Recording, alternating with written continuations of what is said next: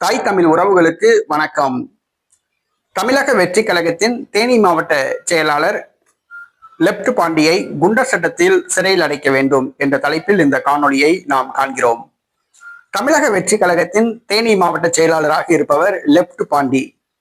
இவர் ஒரு சில தினங்களுக்கு முன்பாக நாம் தமிழர் கட்சி தலைமை ஒருங்கிணைப்பாளர் செந்தமிழன் சீமான் மற்றும் சாட்டை துரைமுருகன் இருவருக்கும் கொலை மிரட்டல் விடுத்து காணொளி வெளியிட்டுள்ளார். இருவரையும் அவதூறாக பேசியுள்ளார். இது சமூக வலைதளங்களில் வைரல் ஆகியுள்ளது.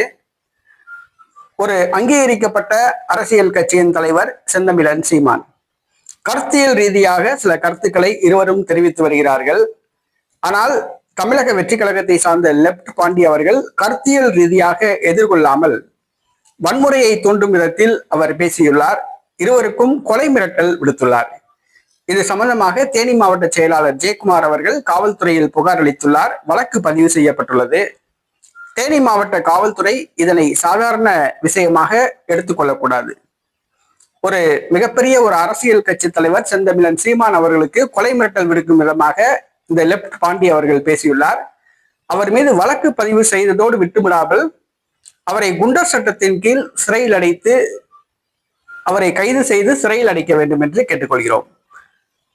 தேனி தமிழக வெற்றி கழக மாவட்ட செயலாளர் லெப்ட் பாண்டியை குண்டர் சட்டத்தில் கைது செய்து சிறையில் அடைக்க வேண்டும் என்று கேட்டுக்கொள்கிறோம்.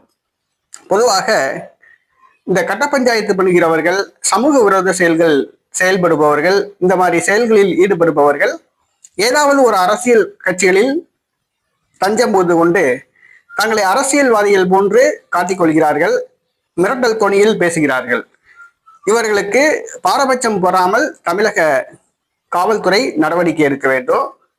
தற்பொழுது தமிழக வெற்றி கழகத்தினுடைய தேனி மாவட்ட செயலாளர் லெப்ட் பாண்டி அவர்கள் செந்தமிழன் சீமான் மற்றும் சாட்டை துரைமுருகன் குறித்து அவதூறாக பேசியுள்ளார். கொலை மிரட்டல் விடுத்துள்ளார்.